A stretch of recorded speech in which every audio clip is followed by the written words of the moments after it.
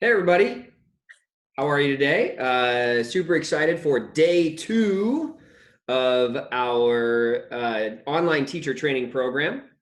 My name is Tony Clarno. We'll get to that in a second, but first I just want to say thank you so much to Annie Bradshaw for putting this together. This has been an absolute blast. I'm really honored to be here, so I want to do a big shout out and thank you.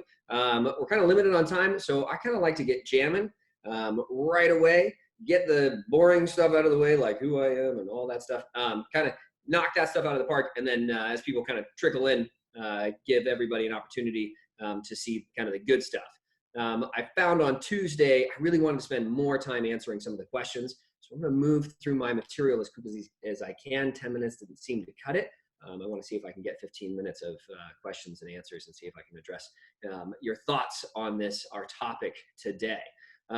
So with that in mind, I also want to remind you that this is being recorded, so you're gonna have access to seeing this material a little bit later. So if I talk really fast, that's kind of what I do. And so you can always go back and watch this information later, review the slides. You can always screenshot stuff. You know how this goes. Okay, so super excited about today's topic. What we can learn from the ninja craze, an opportunity to recognize patterns, pitfalls, and grow. This one is super exciting to me. We'll get to that in a second. Just tell you a little bit about who I am and what my background is. My name is Tony Clarno. Sometimes go by Coach Tony. I was a high-level gymnast. Then I was a martial artist, got my black belt in martial arts. I was kind of a mediocre dancer. Then I've been a coach for about 20 years, north of 20 years now. And about 8-9 years ago, I was given the opportunity by some of the best mentors in the business. They were so wonderful to step into a management position. And I've just loved it ever since. I've had the opportunity to be a program director, a team director, and now I'm actually the general manager of what I like to call a boutique gym in just outside of Chicago called Gemini Gymnastics Academy. Absolutely love it here. And we've done some really wonderful things and been able to be pretty successful over the last 2.5 years, this kind of renaissance. And a lot of it has to do with what we're going to talk about today. Some of the things that we have seen inside of this ninja craze and how we can have been able to apply it to the rest of our business. And the result is that we've actually been able to double our revenue over the last 2.5 years. So we're going to talk about that. Pretty fun, exciting stuff. Okay, disclaimer, this is all from my perspective. This is from my very specific background. But with that in mind, I do want to talk about why we're talking about this today. Okay, we're talking about it for 2 reasons. One, years ago, a ninja program came across my desk when I was a program director, and I was like, oh my God, this is the thing. Not necessarily that program itself, but more directly, the idea of this. And was just like, wow, I need to rethink everything I do as a program director, not because of ninja, but because of how the approach and the thought process was. So we're going to talk about that. And the other part of it is the second reason that we're talking about it today is that when I get an opportunity as the founder of Ninja Monkey Gym, which is a ninja program, when I get the opportunity and I'm onboarding new clients who have come to the program looking for a ninja program, 100% of the time, we get to the end of their walkthrough of the program and they say, oh my goodness, we need to do this stuff in our gymnastics classes. And I'm like, yeah, you do. You totally do. Because it's just awesome. It's just fun. It just makes everything fabulous. Okay, we're going to get to that in a second. All right, so with that in mind, let's get jamming on this. Now, the first thing I want to say is ninja classes are not a fad. And I think that everybody's starting to really recognize that. But let's talk about why they're not a fad and how it's benefiting us. Okay. The first thing is that they continue to grow. You know, they've been around for a while and they just, you breathe ninja into the wind and, or on Facebook and it's just, people just sign up, just right away. The second thing is that there's a lot of different types of ninja programs, right? You've got ninja programs that are martial arts based. You've got ninja programs that are parkour based. You've got ninja programs that are like American Ninja Warrior and they're climbing based. So there's like different options so people can test and see these different things. That's great. That's diversity inside of your programming. It is a perfect pairing for gymnastics. Gymnastics is very detail oriented, and Ninja has kind of a free spirit about it. And so, it makes a good pairing inside of your programming options. It also provides programming variation, right? The things that they do are different. So it makes it so that you can actually pair a gymnastics class and a ninja class. One child could take both classes, and the variations inside of it are just going to make for more fun and better athletes. This is one of my favorite things to remind people of. Not every child wants to wear a leotard, right? So not every child wants to necessarily do gymnastics. Obviously, if we're gymnastics facilities, then that's going to be our primary bread and butter. But offering a second option, which still utilizes our real estate and our facility, means that we get to actually attract some new customers, some new business, because let's face it, not everybody wants to wear a leotard. I actually had a really nice conversation with an old friend of mine, and I said, hey, your kids would really like this program on tumble track that I'm doing. And he got back to me and he said, yeah, gymnastics isn't their thing. And I had to remember that, gymnastics isn't their thing. That's okay. So Ninja helps provide us the opportunity to connect with some of those other kids. Siblings, obviously, boys. This is one of the main reasons people start a Ninja program. But you know what I also really like is that if the average lifespan of your customer is 8 months, right? I'm going to keep this kid for 8 months. That's a win, or a year, or whatever it is.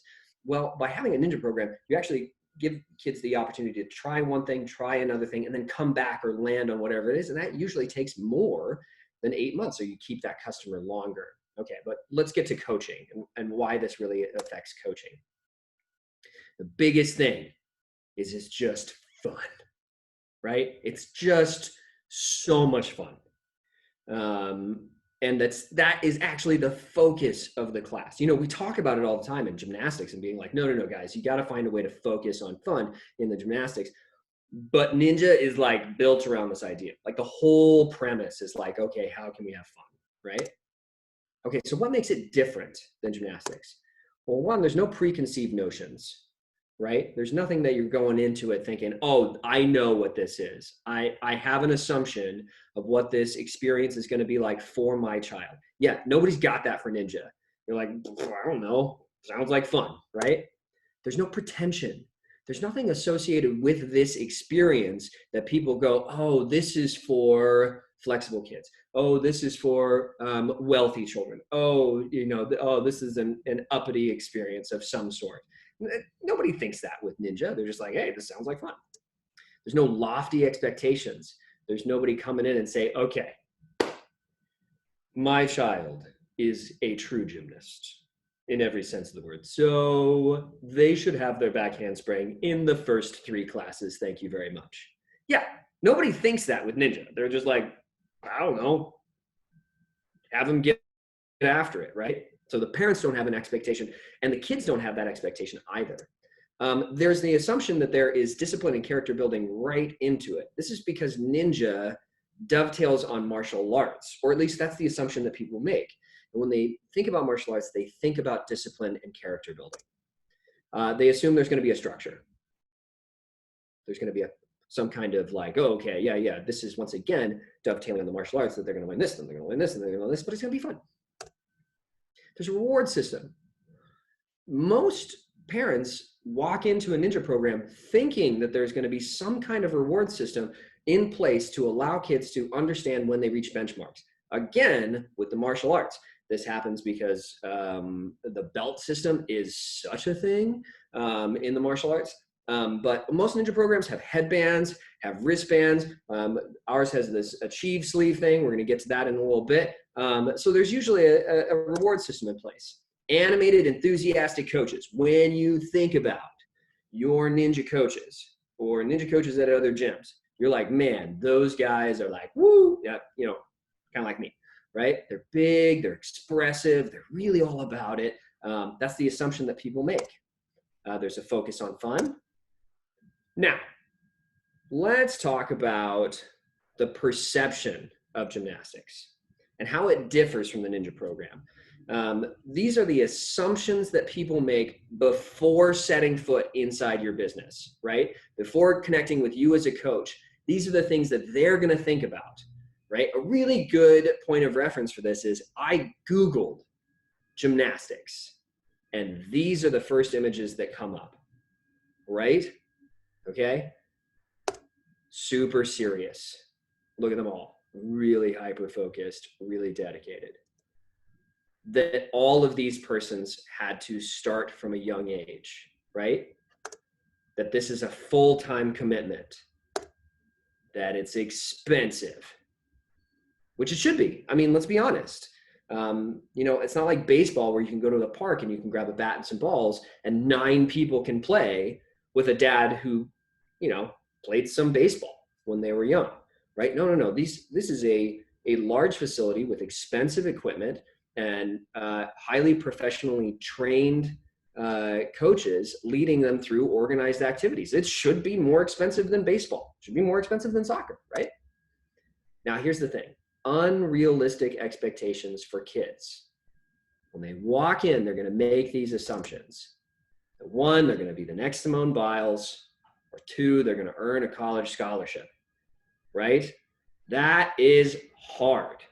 But as coaches, these are the things that we face when parents come in with their kids, right? Now, they may not voice it, but you can tell, like most people that walk in, they're going to make these assumptions about gymnastics. And then you as an instructor are constantly trying to figure out, well, okay, but how do I balance that? And what is the focus of this class?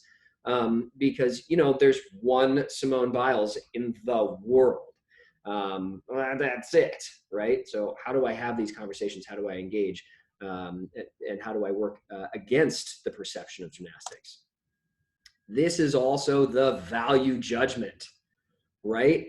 These are the things that parents, when they walk in the door, if they don't see this, and they don't see something wildly different than this stuff, they're going to think, well, this is what I'm supposed to be expecting my child to experience in this facility. I should be expecting them. She started young, so she clearly should have her back handspring in 3 or 4 months.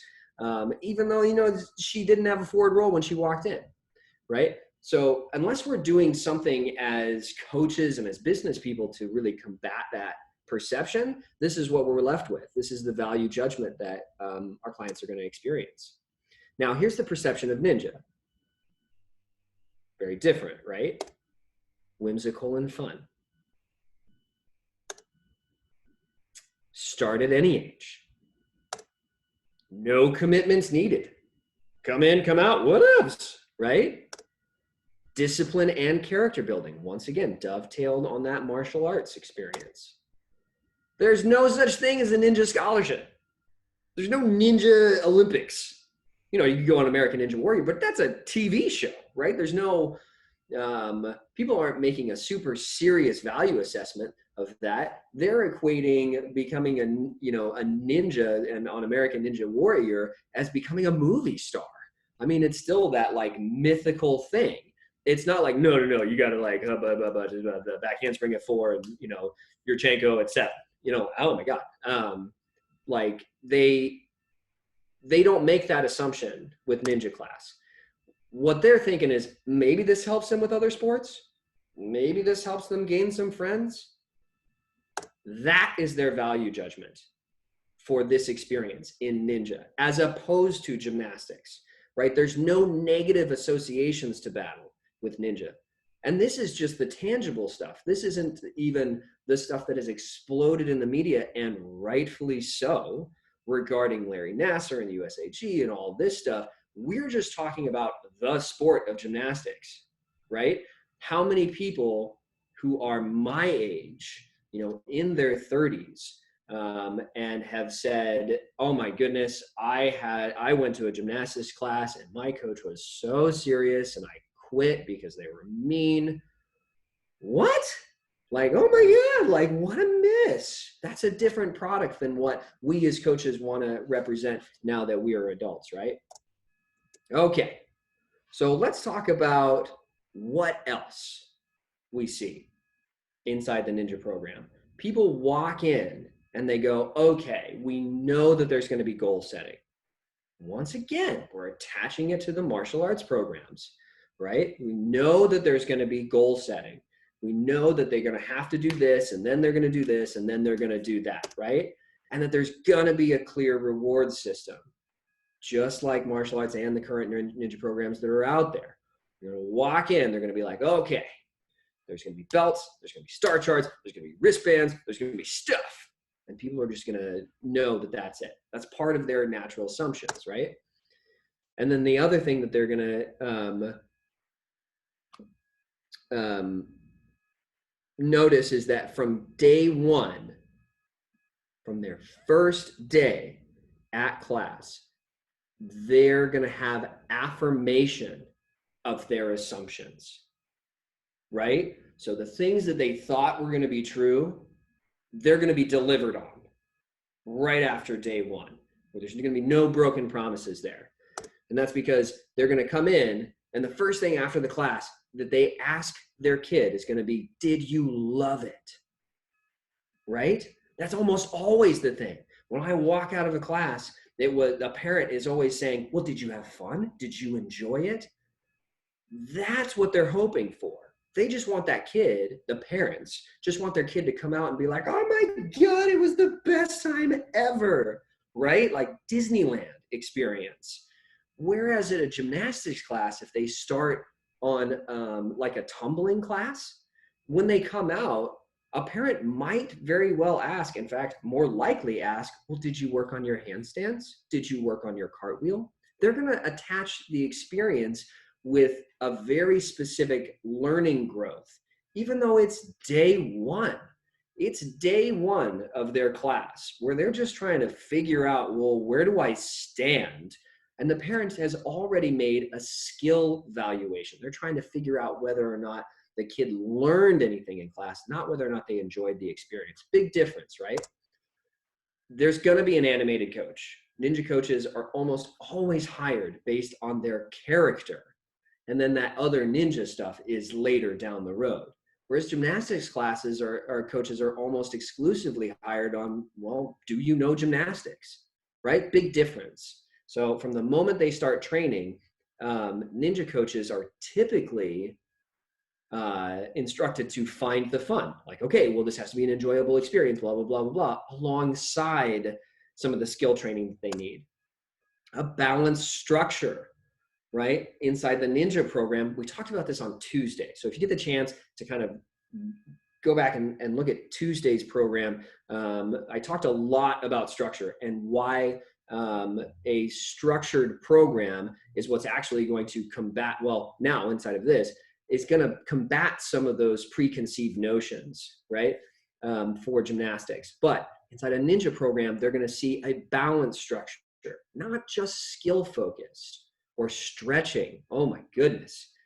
Sorry, I got to get on a pedestal for a second, but if you're in an hour-long class once a week and you spend 10 minutes of it stretching the kids, what a miss. They're not going to stretch. They're not going to learn anything in that stretching. Science tells us that they have to stretch 3 times a week in order to improve on their stretching. All you need to do is get them warmed up. You know what you can do to get them warmed up? Play a game, right? Playing a game gets their brains warmed up, gets them happy, gets them enjoying the experience, and gets the blood moving to all of these places inside their body. And that's what's actually going to make them safe, as opposed to stretching them when next week they're going to have shown very little progress. Okay, off my pedestal on that. But a balanced structure where they do skills and a strength challenge, and they have creativity experiences, and they do games, right? All of these things are going to balance out their experience. Awesome themes. Oh my goodness. I came to this realization within the last like 18 months ago. I don't understand why, as coaches, we stop theming our kids' experiences after preschool. What? A 7-year-old is going to love playing with a pineapple. Like, come on, it's going to be awesome, right? And there's so many things that we can do inside of the concept of awesome themes to make a class experience even better, right? So why not do it? Ninjas do it. Ninjas do it all the time. They're going to go on an adventure, or they're going to go on a treasure hunt, or they're going to whatever, right? Themes are great. All right. So how can we take these concepts? How can we make these things actually adjust our customer experience? All right, friends, here's the list. Here it is. We're going to make it happen. First thing we need to do is we need to combat that perception. All of those things that we talked about that are preconceived notions that parents have when they walk in the door. Some of these things are things that the business owners themselves need to do, and some of these things are things that we can do as coaches. So bear with me. We're going to get through the list here. These are actionable items, things that you can do starting now. Change the lobby and the website. Now, I know this is business owners, but you as a coach can also really take action on this stuff, right? You can really think about it and find ways to encourage people inside your business to recognize the importance of this action. Change your lobby and your website to focus on the fun. Okay, I got to tell a story. Was moving a couple years ago, trying to find a new home because I just had babies, and found that Southern California was too expensive for our family to live. So we're trying to find a new home, and was interviewing with a gym, and walked into this gym, white walls everywhere, just white. And everything about the experience didn't seem fun to me. I'm going to add the second part, that you should move or remove the trophies. There's a lot of people who have said this in the past, but I'm going to affirm this action for two reasons. One, I walked into this gym and it was white walls everywhere and trophies everywhere. And the first thing that I thought is, oh, all this person cares about is competitive gymnastics. That's it. And when I met this person, I was like, oh, snap. All you care about is competitive gymnastics. Now, that's fine. That's the cheeseburger that you make. That's the cheeseburger that you're trying to sell. You want to sell the competitive gymnastics cheeseburger. That's great. But the businesses that I find to be the most successful and the places where the coaches seem to have the most fun are the places that recognize that, hey, team is 10% of the business. And the other 90% is Disneyland. It's Disneyland, and it should be so much fun, right? So having white walls in the lobby, I've been to a children's museum that has white walls, not typically the experience. So moving or removing trophies helps combat that perception that, hey, this is a super serious experience. You got to start at a young age. All of those things that come along with it. Every time somebody walks in your door and looks at those trophies, you are affirming their preconceived notions, right?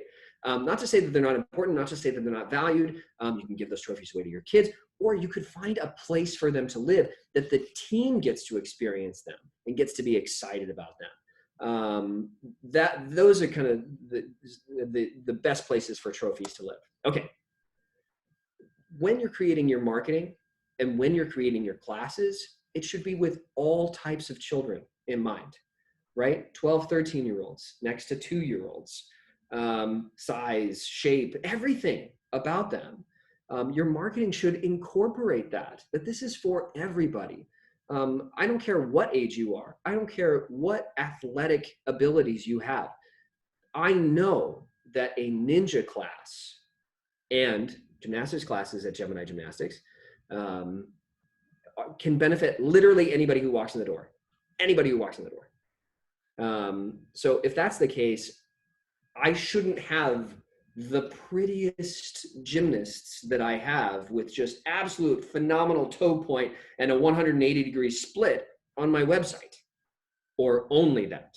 That's got to be this much, and then I need a little bit of this much, and a little bit of this, right? Okay. Now, the rewards and goal setting. You got to make that a part of what your gymnastics program is too. When you're creating it, consistency is key. So get detailed. Hey, you're going to earn this reward for this reason. And then every single coach needs to do that same thing, right? You would never imagine inside of a martial arts class that one purple belt knows different stuff than the other purple belt. Now, that doesn't mean that you're rigid. It just means you're detail oriented, right? You're saying, okay, as soon as we get this thing, then we're gonna make sure that you go to the next level. Make the information common knowledge to parents. Don't hoard that. Hand it out. In fact, a lot of people think that there's some secret sauce to teaching or coaching gymnastics. It's like, no, you can't see my curriculum. Dude, we're all doing the same thing, right? Everybody in level 1 is doing forward rolls, handstands, and cartwheels, okay? We're all doing the same thing. So making it common knowledge to the parent isn't somehow giving away IP, just tell them all the things. Make it accessible everywhere. iClass is doing a great job with a skill tree. My skills chart, makes it so that parents can see all the information. You should do the same. When I was in martial arts, my sensei on my first day, hands me a handbook that says, here's all the stuff that you need to know from white belts all the way to black belts. Here it is. And I didn't understand a word of it. I was like, I don't know what this is or that is. It's because it was my first day. And then over time, I started to understand what it was. But the fact is, he handed it to me. He handed to me a 50-page document that said, if you want to be a black belt, these are all the things you need to learn. Why don't we do that? Why don't we just make it available to everybody? Okay. Make the kids experts too, right? Every single day, in order to, when you're expressing to them all the things about their reward system, talk to them about it. Ask them questions. See if they know. How do you get your purple belt or whatever it is, right? How do you get to level 2 on floor? What are the things you need to show me? And see if they can answer. If they can't answer, talk about it more. Make it a part of every single class. Hey, how do you do this? When do you go over it? And then what's going to happen is they're going to be experts. Kids love being experts on all the things. Okay. I gotta move on. Adjust your structure. So what that means is diverse class itinerary, right? If all you're doing in your level 1 class is forward rolls, handstands, and cartwheels, oh my goodness. Get a game in there, man. Get a game in there. Get some creativity challenges, get some strength challenges, get some skill challenges, have some things that open brains just a little bit, and watch how it really affects the feel of the class. Animated coaches, hire people on character. If you are a coach, and you right now want to think of, how do I make a stronger impact with my kids?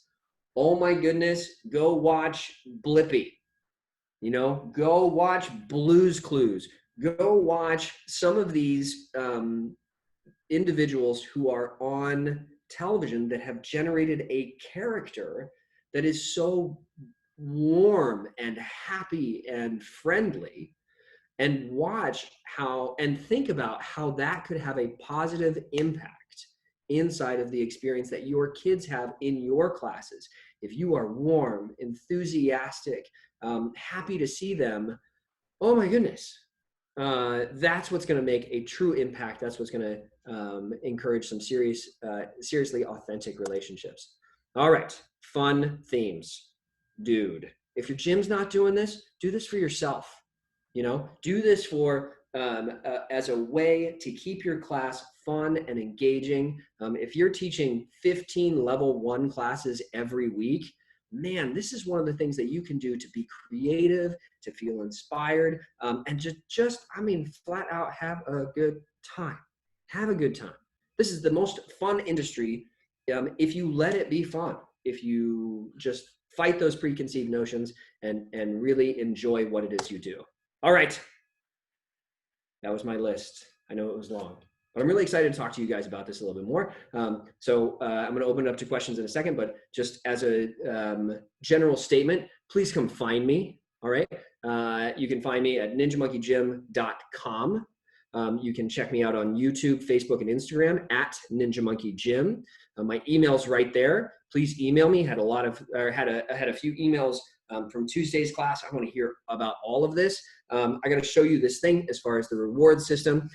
It's called the Achieve Sleeve. One of the things that I really love about it is it speaks to everything we just talked about. All the things. For example, this is a stretchy band, right? And it gets badges on it. These are like super stickers. And I'm going to put a badge on it right now for creativity. I mean, it's just a little light bulb, right? So think about that. I'm going to acknowledge somebody inside my class for creativity. What? They're practicing handstands, forward rolls, and I'm going to find a way to recognize, look at that, it's on there. You can wash it or whatever. Pretty cool. But I want to recognize something that has nothing to do with a handstand, because now I'm combating those preconceived notions. Now, before the parent even asks, well, did you fix your handstand? They come out and say, oh my God, I got a cool badge. What? Tell me about this badge. Well, I was thinking in class and I was problem solving this stuff out and my coach saw it and oh my goodness, he gave me a thinking badge. What? That's awesome. So cool. Okay, tell me more about that. And then they are just so jazzy and happy. Oh, okay. All right, so let's get to some of these questions. Okay. All right, awesome, thank you. Well, you're welcome. Is Ninja trademarked? What are the age groups you follow? For me personally, babies through 13-year-olds, 14-year-olds. It's really your insurance. No, Ninja's not trademarked. It's too general a term. So no, you could start a ninja class. Here's some of the things that I would warn you about starting a ninja class on your own. It's a lot of work. Oh my goodness, starting a program from scratch is tons and tons of work. So I highly encourage you to shop around to some of the programs like Ninja Monkey Gym, like Ninja Zone, like Go Ninja, like Ninja Kids. All these are great. They've done the work for you. Oh, so much easier. You're going to save way more money just on man hours alone. So my perspective. How do you respond to the parents who get upset and complain when they see their child playing games in a gymnastics class? We often get, I'm paying for gymnastics, not games. This is a perception thing, once again. So they've walked in and made the assumption of what the experience is supposed to be. If when they walk in your building and the culture is or has been set that, oh my goodness, they're going to love their class. They're going to love it, right? And you also can help affirm that assumption by saying things like, gymnastics is a long game. It's a long, long, long game. Our first job is to make them love it. As soon as they love it, and they've taken 1,000 turns on the basics, then we're going to get detail oriented. Then we're going to start practicing some of these other things. But if the moment they walk in, you have a themed lobby that kids just go, yeah. And then they walk into their gymnastics facility and their coach is like, dude, this is going to be awesome. Now that's the assumption that they're going to make. And so it just kind of helps you start with that. I work with pre-K kids. Do Achieve sleeves come in the very small size? Yes, they do. They absolutely do. They come in this little cuff band, extra small. They're so cute. They're like this big and they're super stretchy. And they can wear it on their ankles. For gymnastics, for Ninja, I put it on their wrist. But for gymnastics, I kind of like it on the foot because you can help teach them right and left with that, dominant, non-dominant side. And they also, it's just cool. They just put it on their ankle. It's super awesome. So yes, absolutely. You can reach out to me and ask some more questions about that. What are the best ways to introduce ninja mentality to your existing recreational programs? Ooh, if it were me, I wouldn't associate ninja mentality. Instead, what I would do is say that you worked at Extreme Gymnastics Academy, right? Instead, what I would do is I would make it a holistic concept, right? So extreme gymnastics mentality, and kind of just borrow from the ideas of ninja. This is my opinion. There might be other ninja programs that are like, no, no, no, you want to make sure that there's a distinction between this program and this program. Maybe this program is this way and this program is this way. I say, nah, man, nah. Like, make it all your business. Your business should be the focus. So extreme gymnastics mentality is, and then just borrow from that ninja stuff.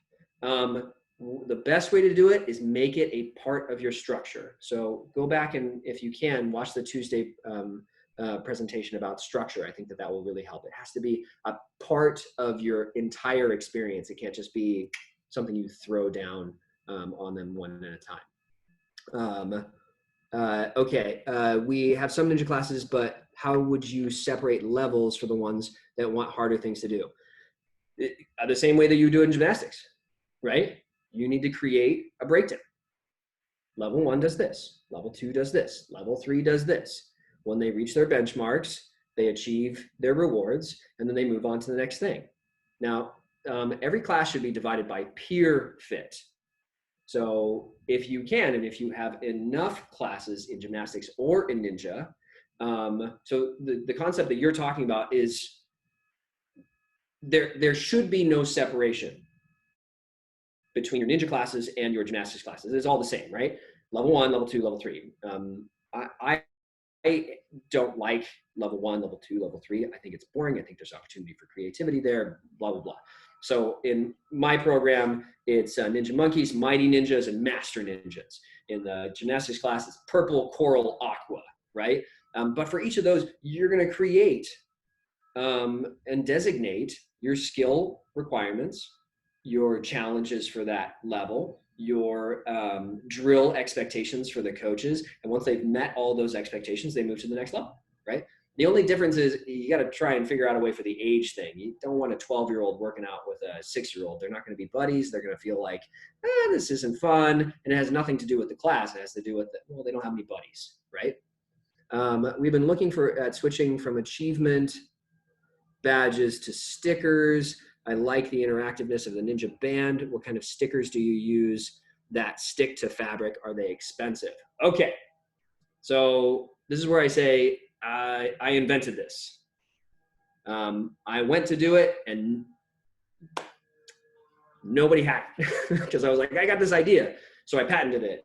So if I could share that information, I would.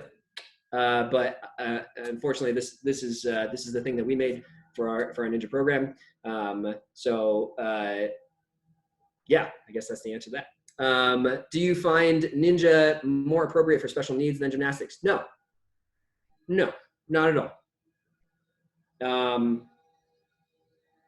I think that one of the things that is so fabulous about the ninja program is it actually follows a lot of the preschool programming concepts, which is, how do we get you to understand space three-dimensionally, and how do we get you to explore it creatively using your body and your mind, proprioceptive, locomotor, cognitive, all this stuff? How do we incorporate that? Ninja just is really smart about it. If you were to take those same concepts from preschool and apply them to more of a gymnastics class too, it's all going to be good, man. Honestly, whatever is best for a person with special needs is gonna be what's best for them. And man, that is an individual experience, right? Based on whatever it is that they're trying to accomplish inside of their experience, right? But a ninja theme is great. A pirate theme, phenomenal, right? I mean, at that point, it really is just theming. Do you run particular baseline ninja equipment to differentiate? No. Okay. So I'm going to get on another pedestal here. At Gemini Gymnastics, they had a small ninja program. There was like 15 kids in it when I came here. And when I came in, I said, okay, let me do something different with this. And they said, well, we don't have any money. This was at the early stages of our experience. I said, don't worry about it. I don't want you to buy anything. Please don't buy anything. Instead, let me build a program around this. We went from 15 kids to 100 kids in 6 months. And 6 months later, we got to 185 ninjas. And we bought nothing. Oh, I'm sorry. We bought monkey bars. Everything else was gymnastics equipment.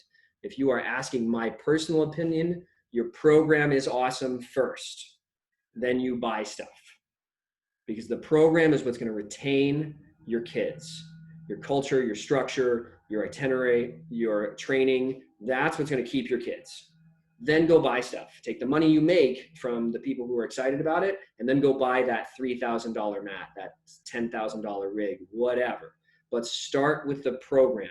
If you start with the equipment, the problem, even if it's $500, the problem is that you're not going to focus on the things that retain kids. You're going to focus on the things that are entertaining for 5 minutes, right? A great example of this is if I put a kid on a beam, 5 minutes later, he's going to be bored or she's going to be bored. But if I put a kid on a beam with a coach that has 10 years experience on finding fun ways to experience the beam, that kid's going to have fun for hours. Focus on the coaches, focus on the program, focus on the training, then go buy stuff. Is your gym currently doing all ninja classes at home virtual? Man, the virtual thing is such a wild beast. I don't know that I'm going to jump into that today, but yes, we are doing virtual classes at home. Do you expect coaches to use proper gymnastics technique? We take what's important. Does a ninja athlete doing a flip have to have the same expectations? When it gets to flips, yes. Yes, all day, yes. Because now we're doing something that's dangerous, right? So your progressions have to match. Do I expect them to have a beautiful bridge? No. Or a back walkover? No. But I am going to go through the same training process on a front flip, right? I'm going to make sure that they have a straight jump. I'm going to make sure they have good body awareness in the air. I'm going to make sure they do a whole bunch of dive rolls. I'm going to make sure shaping is correct. If they're just flipping and landing, then they start over, right? If they don't know where the ground is, we got to start over. We got to make those shapes. We got to be really diligent about it. So yeah, round off. I teach a tumbling round off. I don't teach a ninja round off. I don't teach a ninja cartwheel. I teach cartwheel. What kind of skills or goals does a ninja program have? It's based on the ninja program, right? What I was saying earlier, there's 3 different kinds right now. There's martial arts, there's American Ninja Warrior, there's parkour. So if you have a parkour base, they're going to be doing safety vaults and Kong vaults and dash vaults, all these things. But if you have an American Ninja Warrior one, then they might do hanging stuff first. It's just really up to it. For me, we created a program that's acrobatic, parkour based, and swinging based, because we wanted to create a program where you don't have to buy anything new. You can just use the stuff that's in your gym, right? So what can you do with uneven bars? What can you do with a trapezoid mat? Those are the kind of things that we created in our Ninja Monkey program. After COVID-19, how a ninja class look like? Wow. It's not a ninja class at that point. It is, how do all of your classes look like, right? Oh man, it's going to be a big question that we're going to have to figure out together. Addressing one of the other ones. I do not let anybody creatively throw tricks. No. Unless I'm set up, like for example, Gemini Gymnastics, we don't have a pit. So if you have a pit, well, maybe, I don't know. No. You should definitely make sure that you have a trained coach who's allowing them to work through stuff in a progressive, progressional manner. Okay, we're going to do 2 more. Any advice on how to retain the 12-year-olds? Other 12-year-olds, for sure. At that point, classes are so social and peer-based. If you've got a 12-year-old and they're with a 10-year-old, they're not going to want to keep going. If you got a 12-year-old who's with a 13-year-old, they're going to want to keep going. If you have a whole crew of 12 to 13-year-olds, well, then yeah, you totes are going to be fine. Okay. Some of our most popular classes are junior high tumbling, because everybody in that class, right, they're all the same age, they're all a peer. So whether one's got a handstand and one's doing, you know, back handspring training, at least they have that social element that they get to work off of, which to them at that age is almost more important than their skill acquisition. So I highly encourage you to make it an exclusive experience for kids that age. And then you can tailor fit it towards, you know, kids that want to do things that way. Do you have a co-ed class? Okay, in my program, in the Ninja Monkey program, there's no such thing as a girls ninja class. People want to do ninja. We have about 35 to 40% of our ninjas are girls. And that's just because they're ninjas. They're not boys or girls, they're just ninjas. And the class is so awesome that it's not gender specific, right? It's fun, it's engaging, it's exciting. Typically what happens is that more boys sign up because the girls are in gymnastics and the brothers want to come over and do something a little bit different. But as far as having a boys class or a girls class, I think it's a huge mistake. I think you just make it all ninja class, boys, girls, whatever. Okay, last one. What do you do when parents complain about games? The parents don't complain about games at Gemini. And here's why.